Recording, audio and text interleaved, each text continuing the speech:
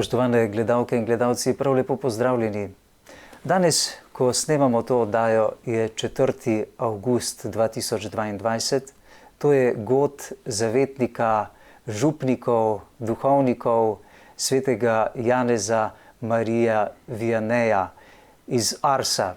In zelo primerno je, da tokrat gostimo letošnjega novomašnika, gospoda Tadeja Pagona, sicer že kaplana v župniji v Ribnici na Dolenjskem. Lepo pozdravljeni, dobrodošli. Prav lepo pozdravljeni in najlepša hvala za vabilo. Nekaj dni ste sedaj že na župniji. Kakšni so prvi vtisi?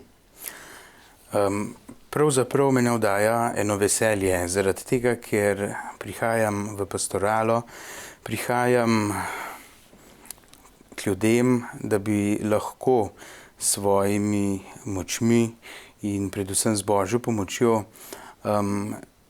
delal to, na kar sem se 6 let tako rekoč pripravljal.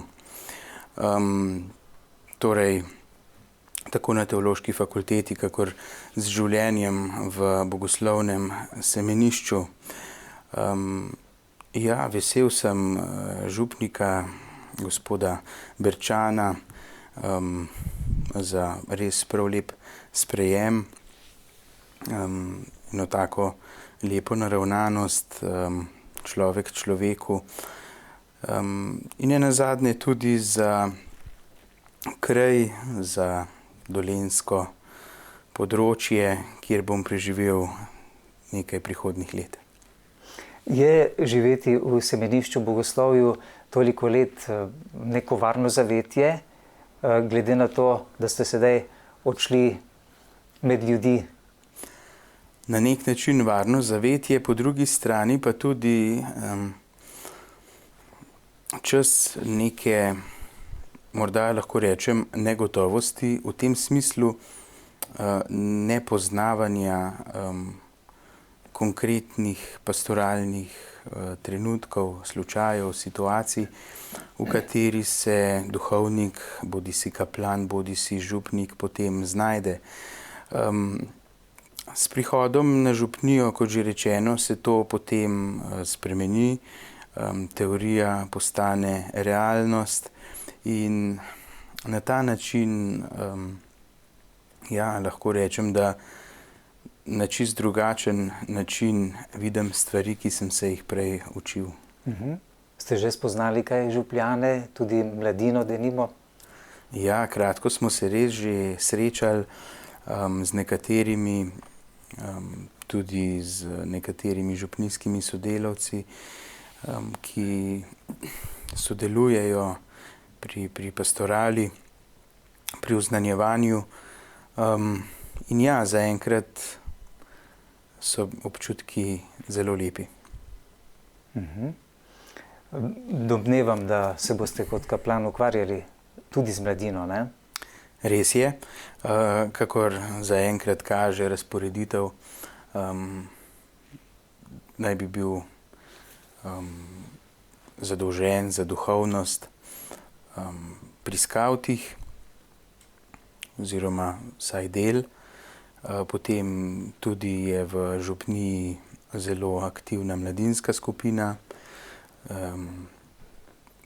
potem animatorji za oratorij, ki tudi zelo veliko truda vložijo v sam potek oratorija, tako da z mladino bomo sodelovali. Gorenc je prišel na Dolenjsko. Ja, kar zanimivo. Družina, zanimiva reč, namreč, da pri nas v naši občini imamo enkrat na leto praznik, je šuštarska nedelja, in tudi v Ribenci je en tak podoben praznik, obrti, in oba sta na isto nedeljo, 1. septembrsko namreč, tako da termin praznovanja ostaja podoben. Druge stvari so pa dokaj, bi lahko rekel, drugačne. Sam ne vidim toliko ovire v tem, da se sprehajamo po naši lepi Sloveniji iz tako rekoč skrajnega severa in potem nekoliko južneje, ampak zagotovo je ob vsem tem pomembno, da smo ljudje, da smo naravnani na dobro, da iščemo dobro pri drugem, da nas nenazadnje druži ljubezen do presežnosti, tako rekoč do Boga. Po drugi strani pa tudi narava, kamorkoli se vendarle pri nas ozremo, smo lahko deležni lepih pogledov, vodovja. Tako da mislim, da prihajam v lepe kraje in še bolj pomembno, v še boljšo družbo. Tako da vam ni tako težko zapuščati vaših lepih gorenjskih krajev. Prihajate iz Bistrice pri Tržiču, ne? Točno. Bistrica pri Tržiču je na takem lepem sončnem kraju in ko sem izbiral simboliko za svoj novomašni grb, sem želel povedati ravno to, da ko gledam naše gore, si rečem, moje srce bije v naročju gora, zato je tudi Triglav na tem znaku upodobljen. Tako da, ja, sicer sem bolj navajen planin, planšarij, ampak tudi na ravnini je lepo. Kaj nam lahko poveste o vašem otroštvu in mladostništvu? V svojem otroštvu bi lahko rekel, da sem živel leta skupaj z domačimi, z starši, starimi starši, sestro in nekako bi lahko rekel, da vse skozi je bilo naše življenje naravnano na iskanje ene Božje volje in pa tudi enega Božjega življenja. No. Tako da kljub vsej navihanosti in peripetijam, ki so se dogodile mi kot otroku, bi lahko rekel, da to, da sem videl stare starše, lahko rečem svojega starega ata, ki je preživel koncentracijsko taborišče, ampak da je vsakič znova ob večjih življenjskih trenutkih, prestopih iskal zavetja pri Bogu, tudi tako, da smo radi šli na Brezje, recimo, tam se priporočali Devici Mariji njeni priprošnji in nenazadnje tudi se zahvaljevali. Tako pomenljivo mi je bilo že kot otroku, ko smo šli na Brezje in sem tam odzadej za kapelico, kaj noter v cerkvi šel okrog, sem videl toliko zahval, predvsem zahval. Niti se ne spominjam česa, kakšnih drugih prošenj ali pa tako naprej, kot Marija, hvala za varstvo, Marija, hvala za posredovanje. In moram reči, da to je v meni zbujalo en tak poseben občutek, namreč, da se je že nekaj moglo zgoditi, da se potem nekdo prišel zahvaliti. Tako da nikoli ni bilo to izključeno v mojem otroštvu, pa tako, da se ne bi priporočal ali pa ne nazadnje tudi zahvaljeval Bogu. Sicer pa ohranjam iz otroštva lepe spomine, tudi ko sem imel za soseda, oziroma ga še vedno je, moj sovrstnik in se rad spominjam, kako sva skupaj iskala kakšne inovacije, kakšne tehnične rešitve pa tako naprej. Tako da neko moje mladostništvo in spomin nanj ostaja tudi tako bolj v tehničnem smislu. Kaj pa občutite kot tisto največjo doto, psihično, duhovno, ki jo iz vaše izvirne družine nesete v življenje, sedaj na vašo duhovniško pot? Predvsem to, da ni tako zelo pomembno, če se nam zgodi nekaj slabega, da bi bilo potem potrebno gojiti neko jezo, užaljenost. Predvsem to, da je odpuščanje v življenju zelo ključno, zato da lahko krmarimo čolnič našega življenja. Tudi to, da je zaupanje v Božjo pomoč, v Božje posredovanje, v njegov zveličavni načrt zelo pomembno. Tudi takrat, ko si ne znamo razlagati vzrokov ali nekih dogodkov, zakaj se je to zgodilo. Vendarle ima Bog za nas načrt. Bog je dober, Bog je ljubezen in zagotovo ima za nas pripravljene dobre in lepe stvari. Zdaj pa, na nas je pa, da pri tem Božjem delu sodelujemo in v njem iščemo tudi svojo življenjsko pot. Kako dolgo in na kakšen način vas je klical na duhovniško pot? Gospod je bil pa zelo vztrajen kar dolga leta. Če grem po par takih dogodkov iz svoje preteklosti, se najprej zagotovo spomnim tega, kako sem potem, ko že mama ni mogla iti več k maši, si kar nadel neko rjuho in iz vaflov ven sem izrezal hostije in to je bila neka moja maša. Sicer prav zavestno dobro nisem vedel, kaj ne bi to bilo. Koliko ste bili stari? Mislim, da sem bil kakšnih morda 7-8 let. To je eden izmed teh spominov. Potem pa ves čas pomalam. Ampak tega klica si nisem znal prav dobro razlagati. Zdaj, ko gledam za nazaj, lahko rečem, da so bila to vedno Božja vabila. Ves čas pomagam v župniji ali kako?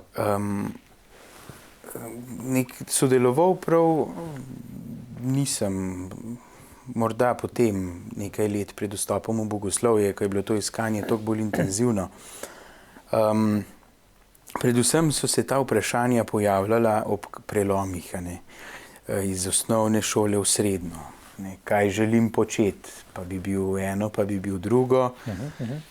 Kaj pa, če bi bil duhovnik, ampak ne, to sigurno odpade. Tudi mogoče zaradi tega so bili ti odgovori takšni, ker nikoli nisem imel stika bodisi z mlajšimi duhovniki, bogoslovci, diakoni še toliko manj, da bi videl nekoga in rekel, ta je na tej poti odločanja, mislim na tem, da se odloči za duhovniški poklic. Hodili. In da bi se poistovetil z neko figuro. Ampak ne, potem sem kar vztrajal, ko sem se vpisal na srednjo šolo za živilstvo in prehrano. Zelo sem užival v tem delu, tudi potem, ko sem bil na praksi, res sem mislil, da je to moja izpolnitev. In potem je bila spet matura in potem je bil spet prelom in zopet vsa leta vmes je bilo tako, zadoščenje biti pri maši, v veselje, pomislek, da ni to morda tudi moja vloga, ampak se pravim, tega sem se vedno striktno otepal. No in potem, ko sem bil na tem, da maturiram, se je bilo zopet treba odločiti, ali bo zdaj zaposlitev, ali bo spet neka šola, ali tako naprej. No, in tudi kmečkam zaradi te nesigurnosti sem se odločil, da sem šel naprej študirati, še seveda živilstvo in prehrano. No, potem se je pa tole začel kmečkam bolj kazati. In takrat mi je župnik pomagal v tem smislu, da mislim, da me je povabil na tezejsko srečanje ob novem letu. No, in potem sem začel odkrivati zopet romanja, zopet malo bolj molitveno življenje in tako naprej. In po prvem letniku faksa sem bil že zelo na tem, da se odločam in vstopam v semenišče, ampak sem si rekel, zdaj, če Bog misli resno, bom jaz lepo ta faks naredil do konca, potem bo pa, če bo pa želja še vztrajala, pol bomo pa že razmislili naprej. No, tako da Ste nadaljevali študij? Jaz študij sem nadaljeval, ja. Tako da sem potem tudi vedno bolj premišljeval, iskal odgovorov, si predstavljal stvari. Tako da veliko je bila pri tem mi v pomoč sveta spoved, zaradi tega tudi, ker sem lahko hkrati doživljal sveto spoved kot duhovni pogovor. Tega sem bil zelo vesel. In tudi vedno so bile misli samo še pri tem. Ne? Tako da potem mi je sveta maša postala vedno bolj pomembna. Tako rekoč, ne, sem večkrat na teden tudi šel k sveti maši. Kar sem pomagal župni, je bilo to, da sem skrbel za okolico, kosil sem travo. Na začetku. Ja, ampak to so trenutki premišljevanja, tišine, ki je v današnjem svetu tako zelo težko dobljena stvar. Se odmakniti od nečesa. Ne? Ampak voziti se po travanku gor pa dol, pa travo kositi, je pa dokaj enolično delo. Imaš čas za razmislek. Ja, no, ne bom rekel, da so bili tam to trenutki mističnih razodetij, ne, ampak zagotovo pa so to trenutki, ki pomalem doprinesejo k temu, da se lahko odločitev skristalizira, postane bolj jasna, da se ozavesti in tako naprej. No, tako da... Nazadnje ste se vozili zelo blizu Jezusa, ne? Točno tako. Zidov. Točno. Tako da vas je lažje pritegoval. Ja. Je pa menda tudi odločilno vplivalo na vašo odločitev neko romanje na srečanje, svetovno srečanje mladih. S papežem, točno. Ja, to je bilo tisto poletje, preden sem šel potem v semenišče. Tam je bilo pa tega časa, miru in božje navzočnosti še toliko več. To je trajalo, mislim, da okrog 14 dni. Bili smo tam v Krakovu, najprej v Kališu. Tam sem pa dobil več stika tudi z bogoslovci, ker takrat je šlo nekaj bogoslovcev tudi na to romanje, potem duhovnikov, kaplanov, bi rekel mladih duhovnikov. In vstopanje v nek pogovor o presežnih stvarih, na čist drugačen način. Tudi spoznavanje verjetno njihovega življenja, ne? Malo bolj blizu. Ja, tudi to je bilo dokaj odločilno.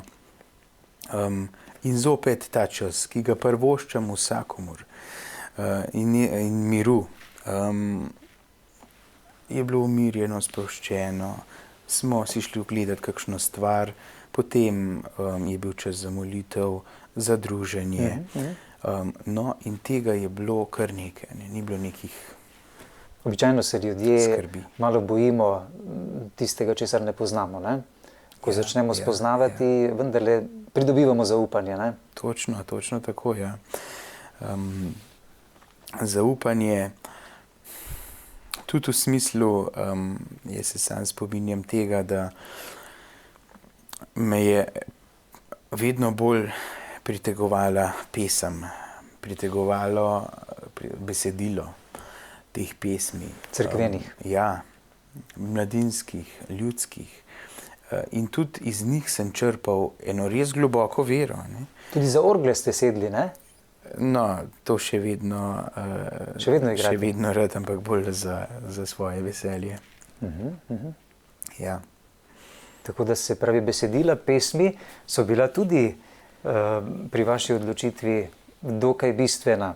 Ja, samo moče pogledamo recimo Marijine pesmi, ne? Tam je tega zaupanja neomajno. Drugega nimam, srce mi vzemi, ne? Znada mi vse, mi tebi ga dam. In tako naprej. So besedila, ki so zelo bogata, ampak velikokrat gredo prehitro mimo nas. Sam res čutim veliko hvaležnost in veselje, ko pojemo zahvalno pesem. Da imam toliko časa, da se ustavim, da se zamislim nad besedilom, ki ga je nekdo napisal v nekem času, ki je bilo lahko kdaj tudi zelo zahtevno, zahteven čas.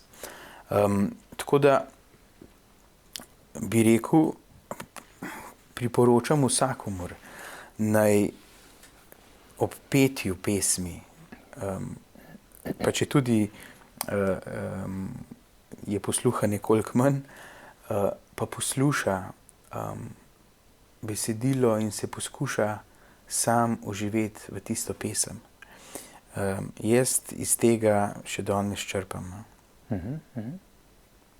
Dejansko, če razmišljaš in poslušaš zelo dobro, da na drugi strani je ta pesem nekomu namenjena in tista oseba sedaj to zelo dobro sliši in sprejema. Ja, točno. To petje, to prošnjo in molitev, gotovo je drugače, kot da iz neke navade prepevaš, ne? Zagotovo, in tudi pregovor nam pravi, ne, kdor lepo poje, dvakrat moli, ne. Tako da zagotovo je tudi molitev lahko drugačna. Včasih je tudi pesem lahko molitev, ne. Mišljeno tudi je, da je, ne. Ste potem dobili ta notranji mir, ko ste naredili ta korak in vstopili najprej v semenišče, ne? Spominjam se tudi tega, da takrat, ko je bil ta čas odločanja, je šla naša župnija na eno romanje, takrat v Ljubljano, v stolnico, in šli smo pogledati tudi semenišče. Tako da, ko sem bil tam, sem še toliko bolj lahko začutil kraj, prostor, kamor hipotetično lahko grem. In ob tem sem pa začutil mir. In skupaj s Pavlom bi lahko rekel, ne, ko presojamo duhove, jih presojamo po njihovem sadu. Tisti duh, ki daje nemir, jezo in tako naprej, ni božji. Težko rečemo, da je božji, ja, oziroma ni božji. Mir pa, ki se zdi, da lahko ostane in je lahko trajen, pa človek lahko z večjo gotovostjo reče, da je od Boga. Tako da ob tem je bila potem odločitev, lahko rečem, še nekoliko lažja, no. Razumem pa, da dan današnji se marsikdo težko odloči za tak korak, ker ob tem je vendarle potrebno sprejeti življenjsko odločitev.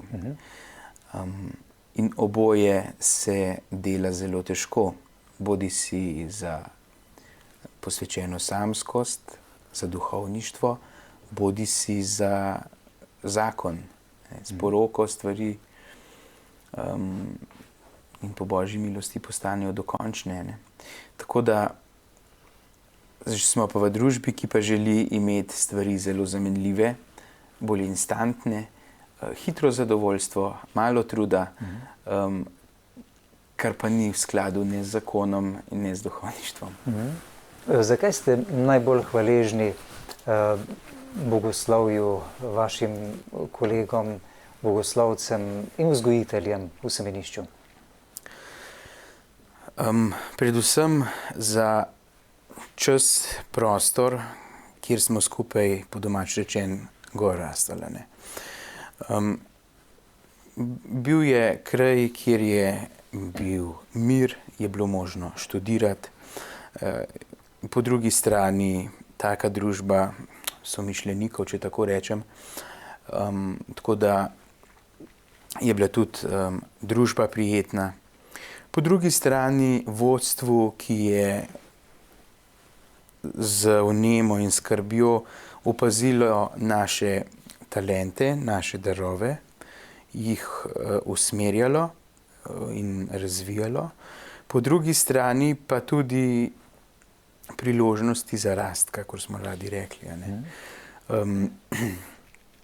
Torej, ene take življenjske drže, ki lahko da niso čisto lastne duhovništvu, pa tudi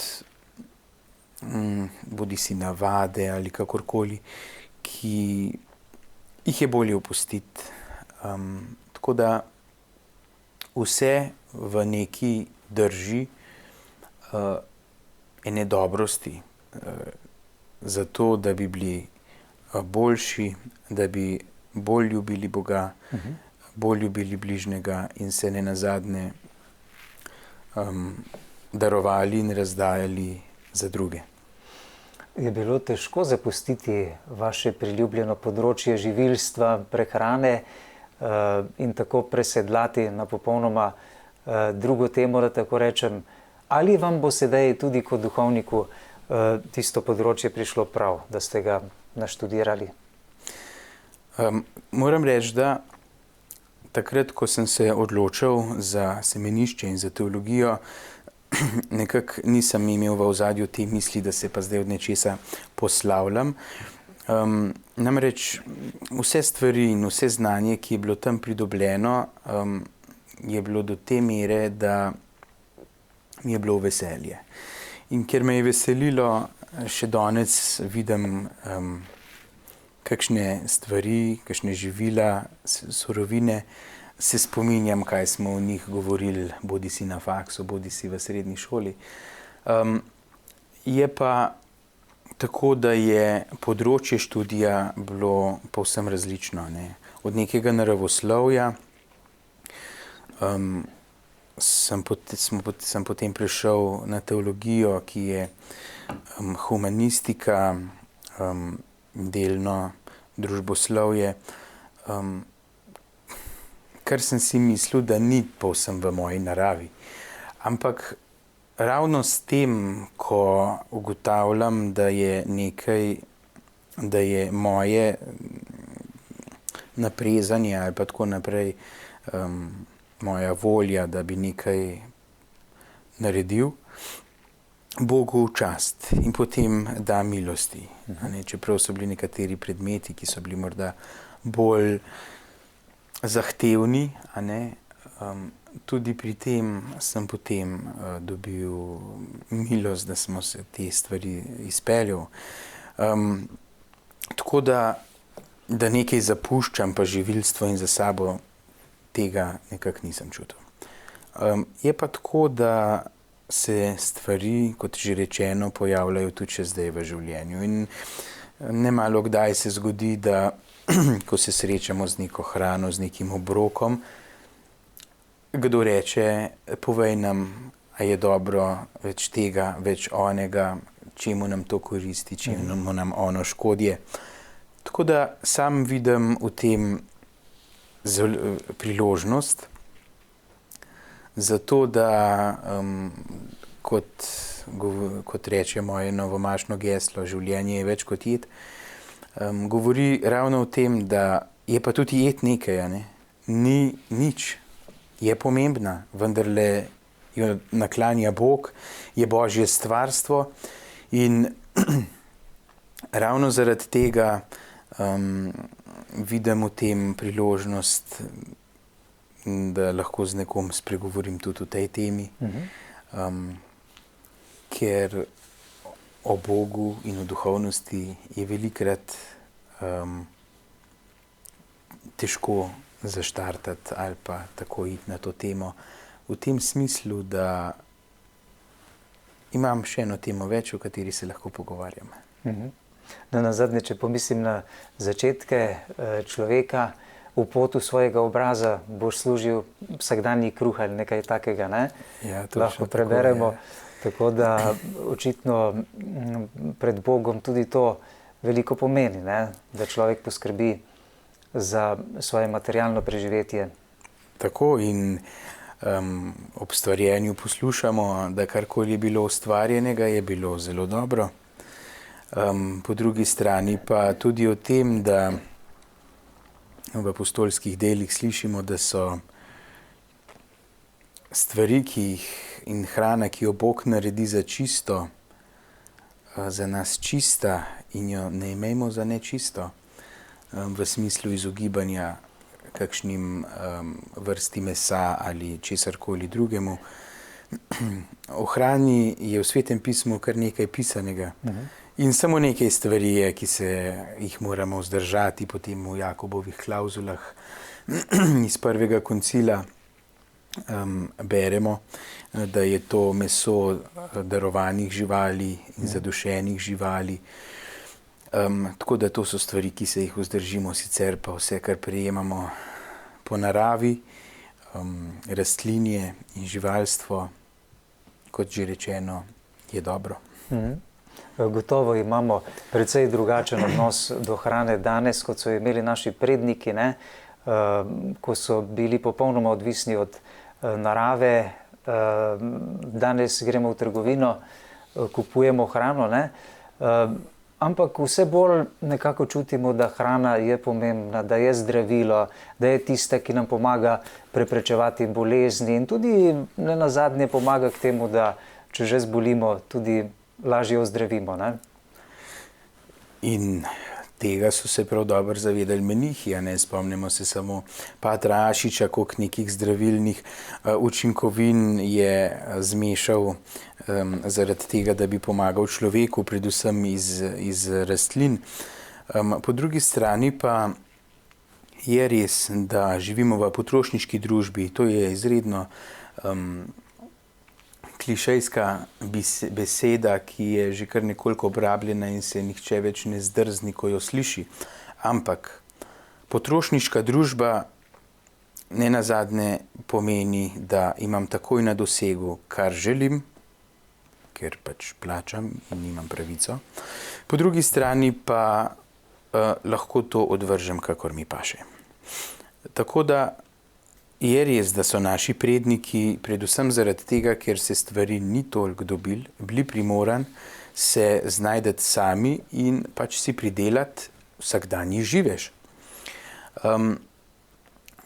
Danes pa težko rečem, da temu ni tako. Vedno bolj se mi zdi, da stremimo k temu, da stvari, ki jih imamo, si pridelamo sami, predelamo sami, ker se zavedamo bodisi ekologije, bodisi odpadkov, ki nastajajo ob tem. In tudi se mi zdi, da tli v družbi neko nezaupanje, ker smo vendarle bili večkrat v nedavni zgodovini priča tudi trenutkom oziroma zlorabam zaupanja ljudi v samo hrano in v njeno varnost in v njeno kakovost. In Slovenci smo potem še toliko bolj poseben narod, ker ko pridejo k nam na obisk tujci in se peljemo skozi vas, ima vsaka hiša zadaj nek garkelc, nek vrt, bodi si za par paradajzov pa nekaj glav solate, ampak drugje po svetu to ni značilnost, da bi človek, kar poje, pridela sam. In mislim, da s toliko večjim ponosom potem gospodinje ali kdorkoli se za to trudi, postavi na mizo, ker je sad dela človeških rok, kakor je tudi pri maši rečeno. To je naš trud, ki ga polagamo. Velikokrat mislimo, da je edino, kar lahko pokažemo s svojim trudom, denar, sredstva in bogatstvo. Ampak ravno s tem, ko pred nekoga postaviš nekaj kvalitetnega, nekaj, kar si pridelal sam, lahko čutiš še toliko večji ponos, veselje, navdušenje. Pa tudi v prihodnosti izgleda, da nas čaka to, da bomo morali postati samooskrbni, ne? Samooskrbni in izgleda, da lahko pri tem ne bi imeli večjih težav. Sej tudi pred kratkim, ko je bila že ekonomska kriza, se je spominjamo tam okrog leta 2008-2010, je marsikdo bil primoran posežt tudi po samooskrbi. Žal zaradi tega, ker je pomanjkanje, ampak je bil to čas, ki nas je nekaj naučil. Takrat iz razloga pomanjkanja, po koncu krize pa se je ugotovilo, da je to lepo delati in je potem postala navada, ne več zaradi pomanjkanja. Tako da pridelati nekaj s svojimi rokami je dobro za telo v času same priprave in potem v času uživanja. Na katere pasti sodobnega prehranjevanja bi nas morda opozorili? Predvsem na to, da danes tli v družbi neka ideja, da je nečesa ne jest bolj trendovsko. Seveda je zaradi zdravstvenih razlogov to za marsikoga priporočljivo ali celo nujno, ko govorimo bodisi o mleku, mlečnih izdelkih. Celiakaših, denimo. Recimo, to je potem na gluten, torej bela moka. In neka ta domalga že obsesija lahko prerašča v to, da človek dejansko začne imeti težave. Za Afričane je znano, da se dojijo samo nekaj prvih mesecev življenja. Torej, takrat uživajo mleko, samo nekaj mesecev, potem pa se tako rekoč z mlekom ne srečujejo več. Hočete reči, da mleko ni najbolj zdravo za človekov organizem? Tudi zaradi tega, ker je tam zelo vroče in bi bilo pridobivanje mleka lahko zelo problematično. Želim reči predvsem to, da smo pri teh ljudstvih priča enemu pojavu, ki mu recimo rečemo pridobljena laktozna intoleranca. Ker encim laktaza, ki v našem organizmu je toliko časa, dokler je lahko aktivno, dokler dobiva mleko in mlečni sladkor, da ga predeluje, toliko časa bo.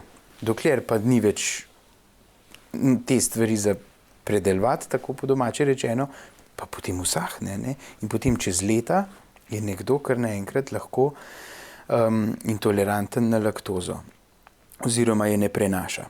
No, v skladu s tem želim reči, da obstaja modna muha, ko slišim kdaj se pogovarjati, predvsem dekleta, a ti ješ meso?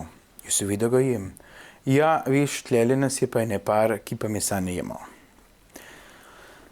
V redu, Sej lahko se nekomu zelo smili žival, po drugi strani ugotovi, da je tako za organizem bolje, da tako dela, ampak ne pa zaradi modne muhe. Potem je tukaj zraven je tudi kakšna nepoučenost, se spominjam. Je bila ena sošolka, ki je govorila na vse pretege, da je vegetarijanka, potem pa s takim veseljem pospravila eno vrečko žvečljivih bombonov in potem se rekel, pa veš, kaj pravzaprav ješ, Tukaj le piše, da je noter kolagen. Jaz še nisem videl rastline, ki bi ga tvorila, ne. To so pač živalskega izvora, ne, da ne nadaljujem bolj podrobno. In potem zgražanje, ampak veliko stvari je v glavu, ne. In ob vsem izobilju in tako naprej res potem lahko izmišljujemo in imamo modne muhe, ne, saj celo bolezen že poimenovana, ki se imenuje ortoreksija, ne, ampak vsem tem je potrebno v prvi meri pomagati, ne. Veliko je pa potem obsojanja, kar pa ni pravilno. To na nek način fair od civiliziranega od človeka, ne, glede na to, da na drugih delih sveta toliko ljudi umira od lakote, ne. Mi pa si hočemo delati neki izbor. Opažam pa tudi eno drugo žalost ob tem, da smo že kar vsega navajeni. Vsakodnevno nas bombardirajo novice z nazornimi slikami o tem, kako ljudje trpijo, kako jih tare vojna, kako na drugi strani ljudje trpijo zaradi pomankanja, zaradi lakote. In ni nič nenavadno, če človek, ko to vidi, gre mirno dalje. In da bi potem rekel, ja pa vendarle pojejo, ne, nek bi pa pojedli, pa nimajo. To ni način, ki bi človeka sploh še ganil. In je žalostno. Predvsem bi ob tem izpostavil eno držo hvaležnosti, ne. Če je človek hvaležen za tiste stvari, ki jih dobi, ki jih ima, je pogled hitro lahko drugačen, ne. Ker če si hvaležen, je v ozadju misel, lahko pač ne bi imel. Ker pa imam, se imam za kaj zahvaliti, lahko pa ne bi mogel reči hvala za te stvari. Tako da iz tega, ne, vidika je res morda ključno zahvaljevanje. Zdaj pa v času otroštva in odraščanja smo pa priča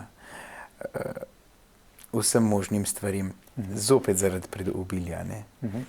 Otrok hitro lahko česa ne je več, ker mu ni potrebno, ne, ker dobi nekaj boljšega, dobi nekaj sladkega.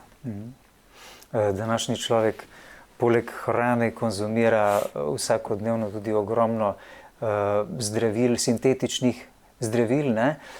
In pozabljamo pravzaprav, da imamo mi v hrani naravna zdravila.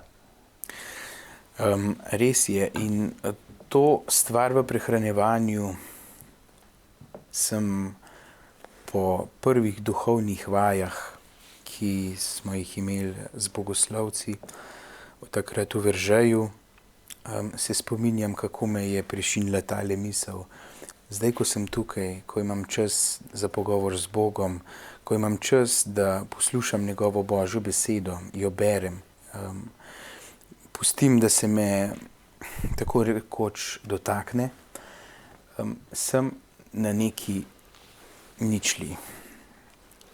Kar je manj od tega, je minus.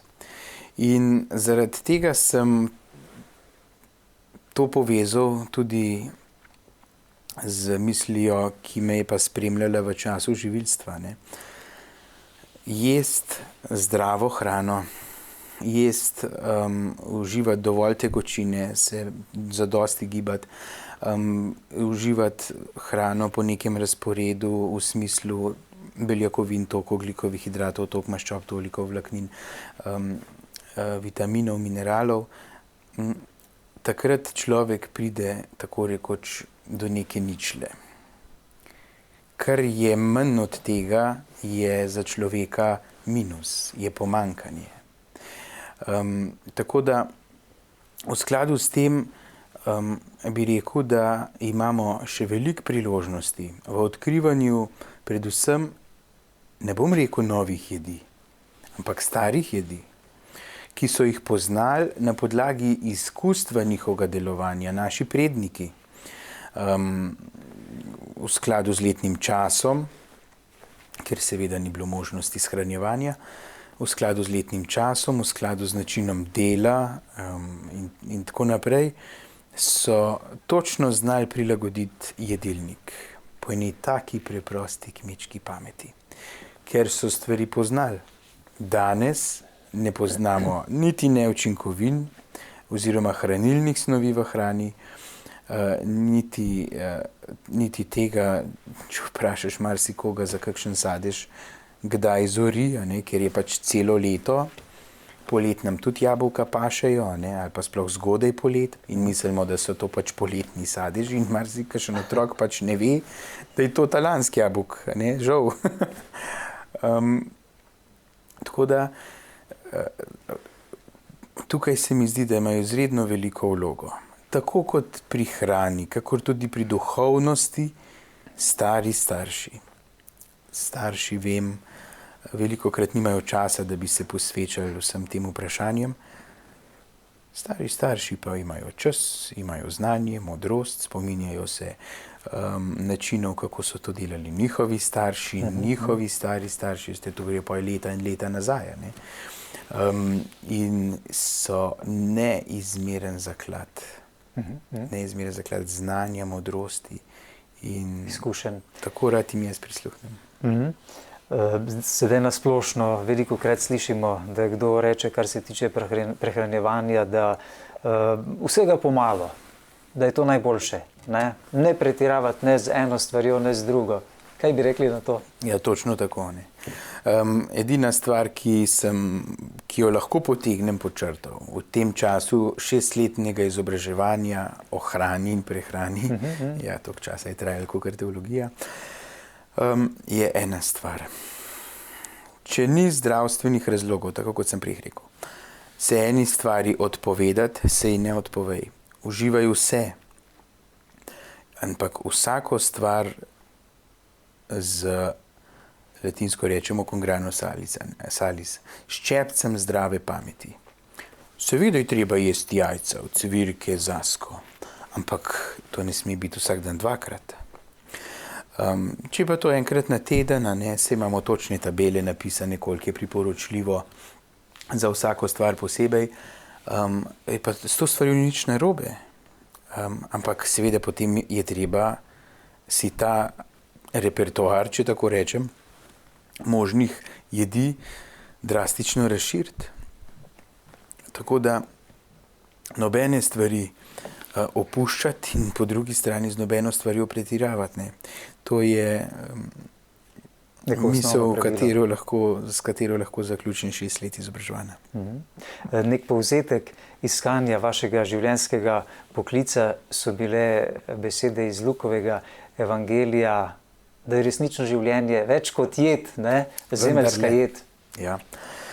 No, tako kot sem že o teh stvarih zdajle sva se že nekaj dotaknila, pa vendarle ravno to je tisto, ko sem bil srednješolc, ko sem delal potem faks iz živilstva in prehrane. Sem ves čas imel občutek, da je to moja življenjska izpolnitev, da je to tisto, kar bom opravljal z veseljem. Ves čas smo poslušali, tudi ob tem, ko smo se odločali za nadaljevanje študija, da je treba v življenju početi, kar te veseli, da jo delaš z veseljem, da se potem ne pojavi izgorelost, da to, kar delaš in potem za to še zaslužiš. No, in v skladu s tem sem bil prepričan, da je živilstvo neko področje, v katerem sem doma, ki me izpolnjuje, daje zadovoljstvo, daje srečo in hkrati še živeš. In potem, po vseh teh iskanjih, od zemeljske hrane, ki je namenjena za zemeljsko življenje, je potem se ta moja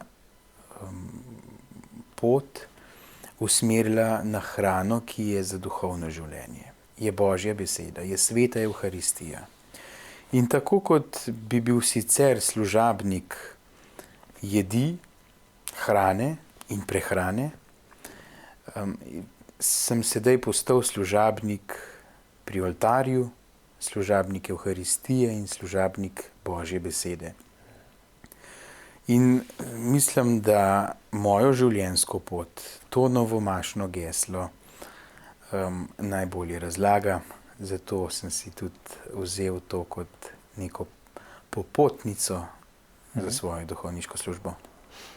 Božja beseda je živa, učinkovita in tako beremo v njej. Kako občutite vi Kristusovo živo navzočnost v zakramentih, denimo? Najbolj bi rekel, da sem spoznaval Božje delovanje in moč zakramentov takrat, ko so bili trenutki tudi v bogoslovju, ko sem bil nekoliko bolj malomaren glede tega. In tako tudi pregovor pravi, a ne, v nesreči spoznaš prijatelja, ali pa po drugi strani, da si vedel, kaj imaš šele takrat, ko to izgubiš. A ne, na take mečkanje trenutke, ko bi rekel, nisem bil popolnoma pri stvari, popolnoma pri sveti daritvi maše. Ali pa recimo v takih trenutkih sem spoznaval, kaj mi pravzaprav Božja beseda pomeni.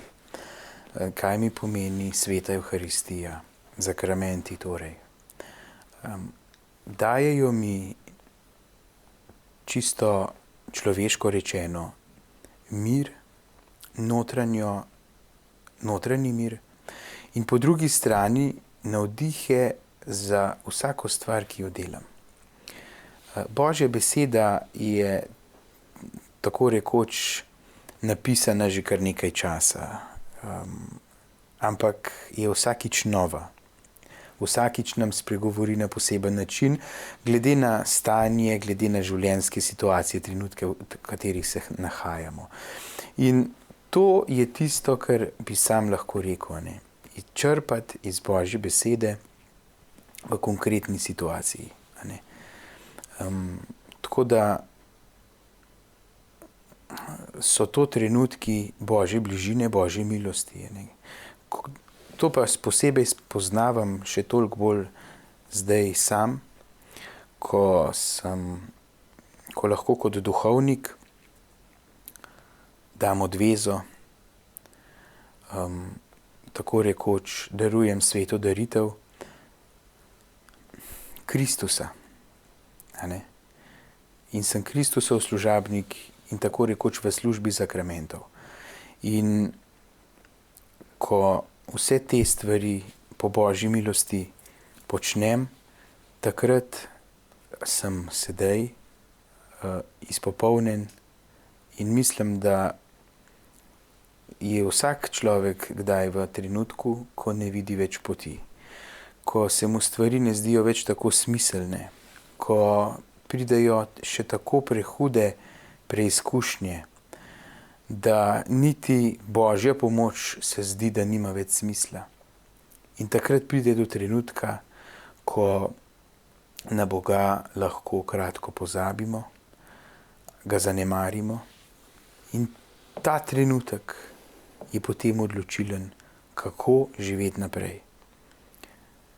Ugotovimo lahko hitro, da smo brez Boga še toliko bolj prazni in je samo življenje z zakramentom tisto, ki nam lahko daje zemeljsko srečo in upanje na večno življenje.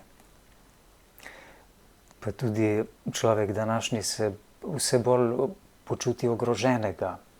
Nenazadnje, varni smo vendarle le v Božji roki, ne? Ja, točno, ja. Ogroženost, mir je danes veliko vprašanje, ampak če se spomnimo prvih mučencev, torej pričevalcev, ne, martirus pomeni je pričevalec za vero. Kako so ti prvi mučenci z tako velikim zaupanjem stopali po svetu, da jim niti kamenjanje, niti giljotina, niti ogenj ni, bi rekel, onemogočila tega, da bi radi imeli Boga in mu popolnoma zaupali. Je pa res, da naše zaupanje ni vedno popolnoma popolno. imate kaj posebno zaupanje v kakšne nevidne pomočnike? Vemo, da obstaja vidna in nevidna cerkev. Koliko nevidna cerkev po vašem posega v ta svet in v našo zemeljsko cerkev? Zagotovo toliko, kolikor se priporočamo. In pomembno se mi zdi pri tem izpostaviti to, da ne samo sveti Frančišek, ne, ali pa sveti Janez Vianney, pa če gremo tako naprej, svetniki, ki jih je cerkev proglasila za svetnike.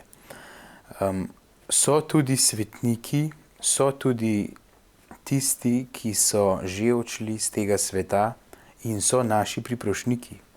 Pa niso razglašeni, ne? Niso razglašeni in tudi lahko storijo veliko dobrega in tudi mi njim. Predvsem to mislim na duševicah. To so naši znanci, naši prijatelji, tisti, ki so že odšli pred nami v večnost. In s tem, ko mi prosimo dušo, da posreduje za nas, se to njej šteje kot dobro delo, ker dela za nas. In hkrati mi uživamo sadove nebeških milosti in tudi za to dušo nekaj dobrega, tako rekoč, storimo. No.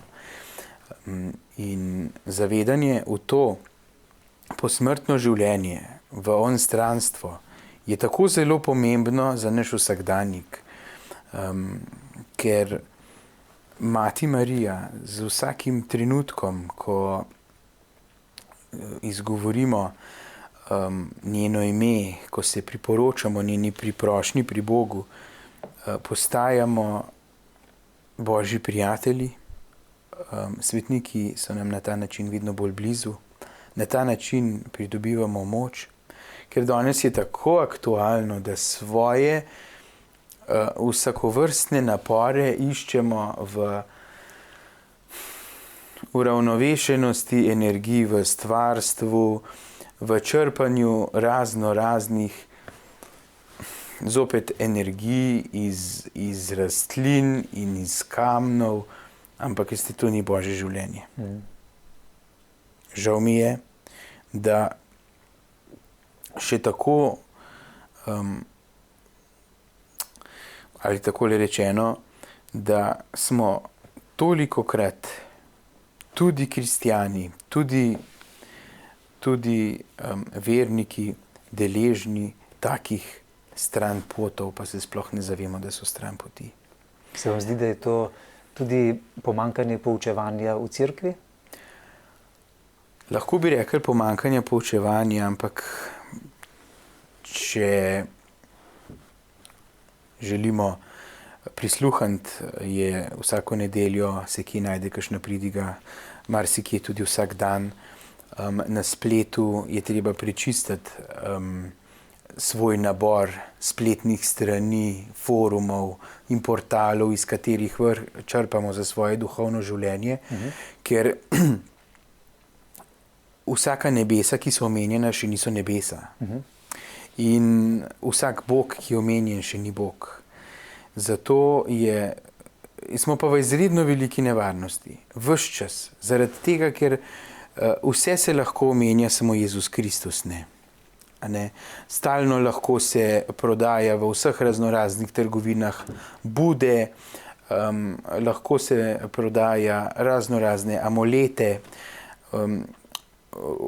govora je tako rekoč tudi na nacionalni televiziji in kjer še želite o svojih in o čakrah in o energijah in o karmi in veste, hudiču ni všeč, če mi častimo Boga Jezusa Kristusa. Ne bo pokazal na pot, kako bi častili njega neposredno, ker je tako grd, ker je tako odvraten, da nihče ne bi želel pogovora in družbe z njim. Je pa izredno pretkan in izredno na prefinjen način nas zna po malem spraviti na stran pot od Boga. In to vse to je. In danes je ponudba izredno široka. Se pravim, samo odpreš ene novice in tako imaš zraven nek horoskop, ki že govori o karmi, pa smo tam, ne. Kaj je najbolj bistveno, da bi se v prvi vrsti mi kristijani obdržali na tej poti resnice, da nas ne bi zelo hudi duh, kot pravite, ki je oseba, vemo da je živ in nas hoče spraviti s poti in oddaliti od Boga. Enkrat sem poslušal enega egzorcista, ki je zanimivo rekel na vprašanja, a je ta molitev še katoliška, a če to molim, je še v redu. In je bilo toliko mejnih stvari in takih že mal nerodnih situacij, da je rekel, poglejte, cerkev vam ponuja rožen venc, sveto mašo, sveto spolt, toliko je stvari, ki jih lahko moliš, a ne? Odpreš molitvenik Kristijan moli, je noter ulala molitev za vsakovrstne priložnosti in je pogovor z Bogom. Ko pa začnemo se spraševati o stvareh, ali so korektne, ali so božje ali ne, moramo imeti v mislih vedno tole. Vsaka molitev nas vodi v občestvo z Bogom, v občestvo z Očetom, ki je oseba in ni neka namišljotina, ni neka samo energija ali kakorkoli. Ampak je oseba. In v tem smislu prepoznavamo tudi bodisi molitve, bodisi življenje, kako ga živeti, ali nas vodi v občestvo, v prijateljevanje z Bogom, z bližnjim in samim seboj. Če postajam sam sebi sovražnik, vprašanje. Če mi bližnji postaja odveč, vprašanje. Če zanikam Boga, ki je oče, ki je oseba, ki mu lahko rečem ti, vprašanje. Kakšna je moja molitev, ne? Kakšna je moja molitev? Tako da bi rekel, cerkev v svoji dolgoletni zgodovini ponuja izredno bogastvo.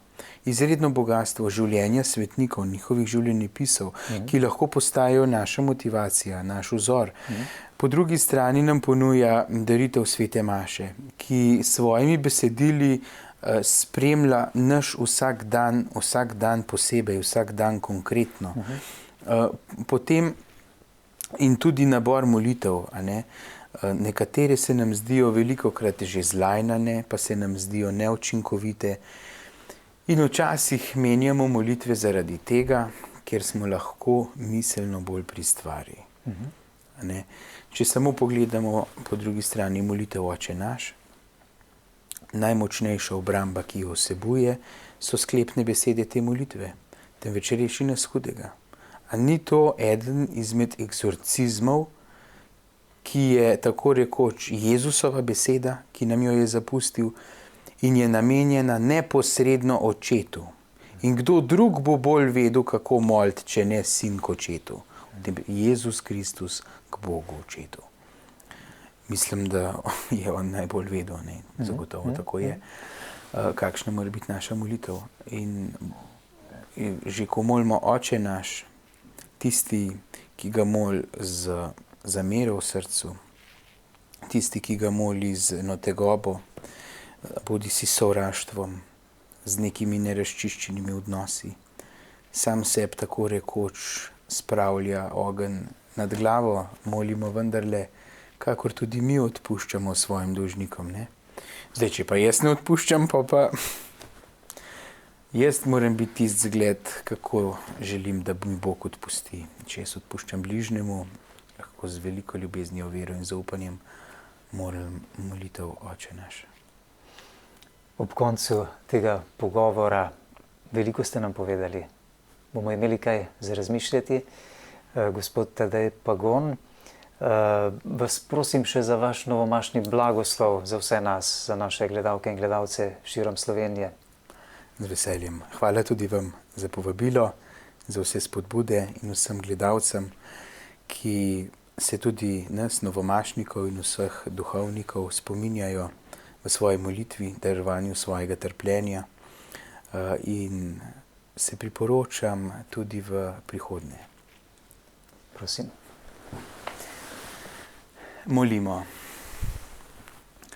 O Bog, ki si z milostjo Svetega Duha srcem svojih vernih ulil darove ljubezni, daj bratom in sestram, ki zanje prosim tvojega usmiljenja, dušno in telesno zdravje, da te bodo z vso močjo ljubili in to, kar je tebi všeč, z vso ljubeznijo vršili.